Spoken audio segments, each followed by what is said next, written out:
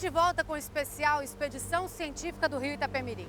Enquanto suas águas espalham vida, geram riqueza por onde passam, por outro lado, o homem agride, o homem destrói. Mas as águas desse gigante do sul avançam pelas cidades e revelam sua força. Da água pura cristalina do Parque Nacional do Caparaó, a queda de mais de 144 metros de altitude da Cachoeira da Fumaça. O escuro da noite perde lugar para um belo amanhecer que traz força para mais um dia de expedição pelo Caparaó Capixaba. Mas no caminho, ao redor do parque, cenas como essas preocupam a nossa equipe. Aqui nós temos um bom exemplo de erosão do solo. Nessa área que está aqui, as nossas costas aqui, você vê o início do processo erosivo acontecendo, né? O produtor fez um preparo de solo, borra abaixo, que a máquina não conseguiria trabalhar, né? E com isso ficou as pequenas canaletas, né? Onde canalizou a água e ela vem descendo com toda a terra e a terra produtiva. Mas nosso destino ainda está lá no alto. São 1.200 metros de altitude. Entramos no parque por Pedra Roxa. Esse acesso não é aberto ao público. Nossa equipe conseguiu autorização para entrar.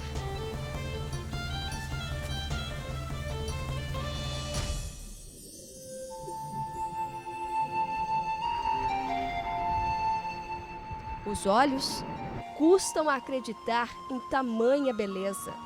Água de tom esverdeado, transparente, cristalina, formam piscinas naturais.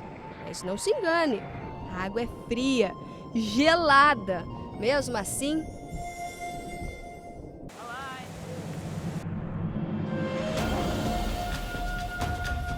um verde vivo de uma natureza preservada da mão do homem. A gente vai ter aqui toda a preservação, a conservação dessa água, né, que vai abastecer toda a nossa região sul, né, da bacia. Ela está em função disso daqui, né? Esse berço sagrado que a gente tem aqui no Caparaó. A chegada da nossa equipe ao parque chamou a atenção do seu Nelson, morador da região. E ele logo diz que essa é a única água que ele tem coragem de beber diretamente da fonte. Isso é uma coisa muito maravilhosa, né? Essa água aqui, né? É uma água muito limpa, né? A gente pode chegar no rio e tomar, né?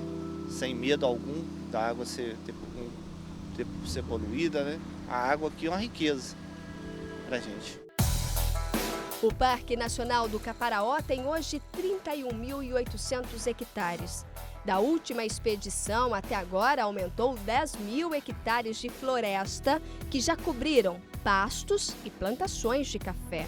Aqui a gente tem um fragmento maior que está há 20 anos se recuperando.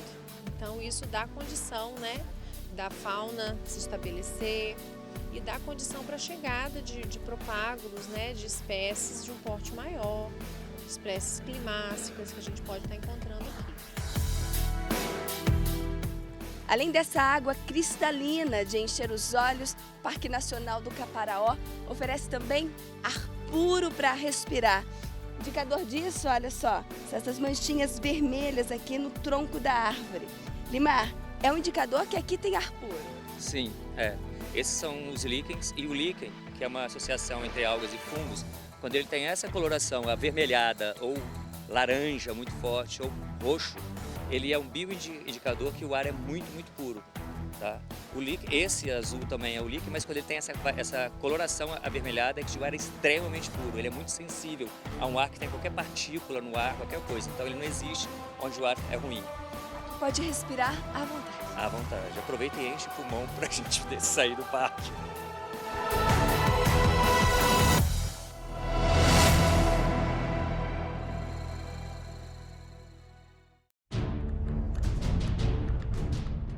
É hora da expedição descer e tentar entender por que um rio de águas tão claras tem sido tão maltratado.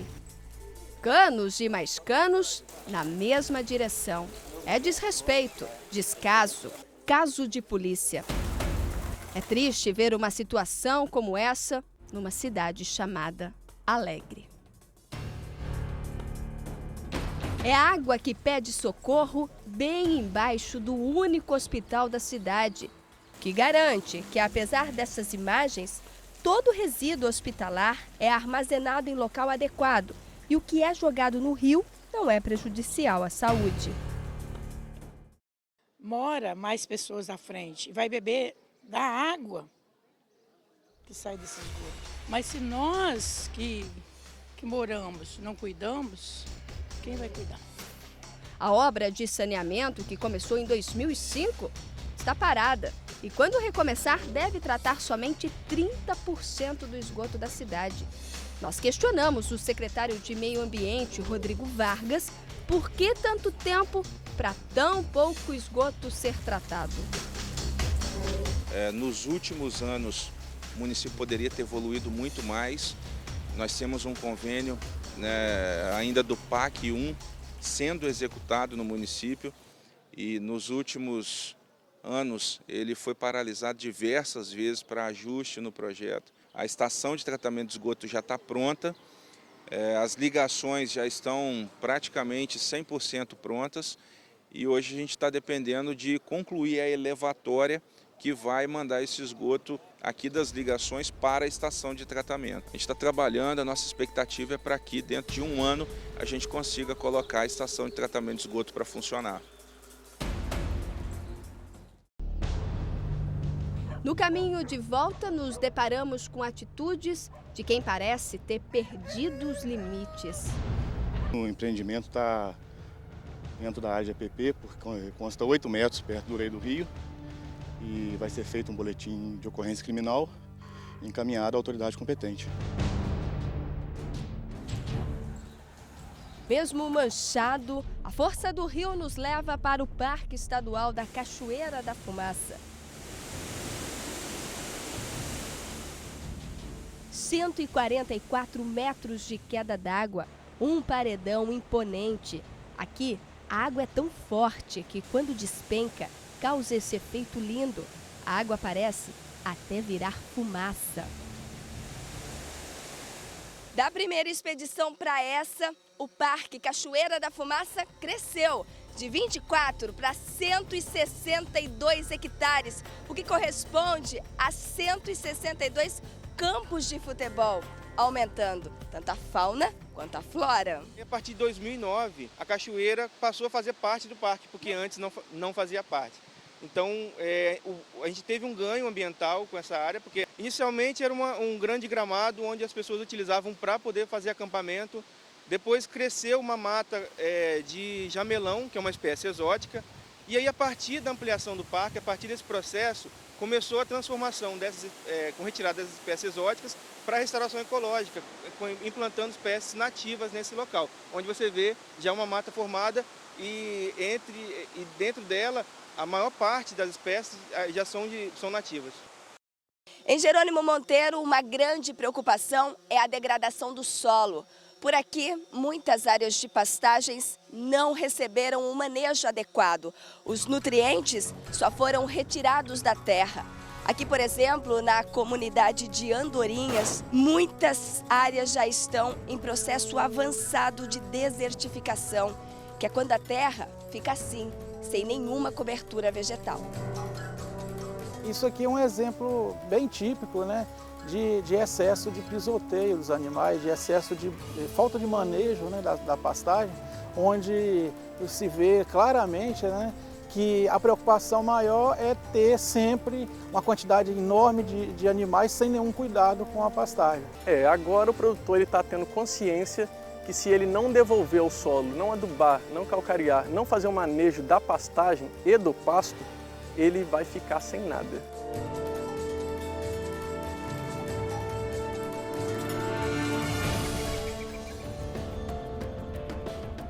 Montanhas de pedras gigantes contornam e revelam a capital secreta do mármore e granito. Rochas que parecem ter sido esculpidas, que contam lendas como a de um frade e uma freira que ficaram conhecidos pela cumplicidade. Por aqui, o tempo passou e o setor que impulsiona a economia da cidade ganhou mais força, mais máquinas, mais tecnologia. Apesar do processo ser mais rápido e mais sustentável, ainda tem as suas limitações. O que fazer com todos os rejeitos dessa alta produção? Por que o não uso desse aproveitamento dessa lama? Porque não é possível você pegar essa lama que sai da pedra, da natureza, e simplesmente fazer depósitos. Nós vamos fazer depósito até quando? Só essa associação recebe por mês 8.000 toneladas de lama. Esse pesquisador diz que o mercado, por preconceito, ainda tem dificuldades para aceitar os produtos feitos a partir de rejeitos. O aproveitamento, não seria nem reaproveitamento, seria o aproveitamento desse dito resíduo, do ponto de vista tecnológico, pelos ensaios que nós fizemos no CETEM, não deixa nada a desejar para um agregado que foi primeiramente concebido para isso. É ótimo o material é bom.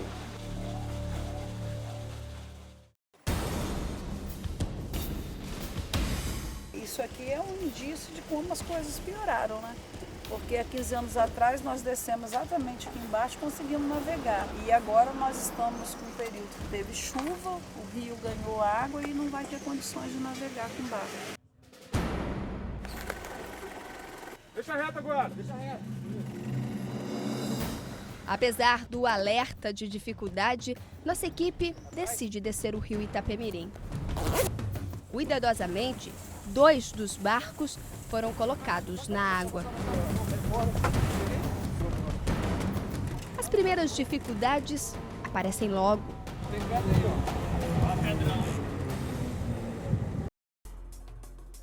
Bancos de areia estão por toda parte, como armadilhas. Nesse ponto, precisamos desligar os motores. Nossa equipe consegue andar no meio do rio. A água não passa da altura da canela. O barco tem que ser empurrado. Não vai dar para subir não. Já liga ela já. Belchior, vai ter que descer, Belchior. Depois de quase 2 horas, conseguimos passar por baixo da BR-101 e encontramos um flagrante criminoso.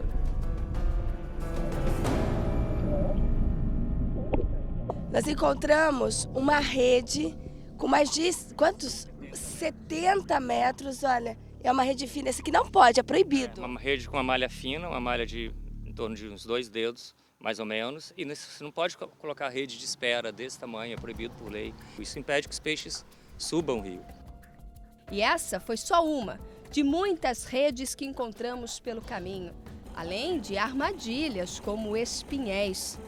Tudo proibido, mas que os pescadores insistem em usar.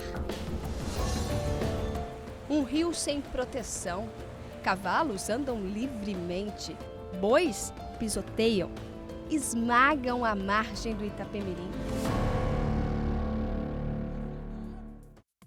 Os bancos de areia não param de surgir. Areia, areia! No canto ali, ó, vou passar pelo canto. A gente parou o barco aqui agora, olha só. Ali tem a outra embarcação, a gente pode ver, olha, os policiais eles estão em pé. Mas só pra gente ter ideia do tamanho desse banco de areia. Aqui, olha só, já é um banco de areia, tá? Mole, mas aqui já é. Olha só, tudo isso aqui era para ser o rio Itapemirim. Não precisa mais fazer diagnóstico, não precisa fazer mais plano de bacia, isso tudo já está pronto. Tem que fazer agora é agir, é ação. E a expedição ela veio exatamente para mostrar isso. Agora, o que nós vimos, só nós sabemos o que nós encontramos. Realmente lamentável e com certeza daqui a 15 anos nós não vamos conseguir navegar mais. Com um lindo pôr do sol, encerramos a missão da expedição científica. Aqui, as águas do Itapemirim se entregam ao mar. As curvas sinuosas revelam um rio Itapemirim que, apesar de tão sofrido, tão judiado pela ação do homem, ainda consegue esbanjar beleza, com águas tão preciosas para nossa sobrevivência.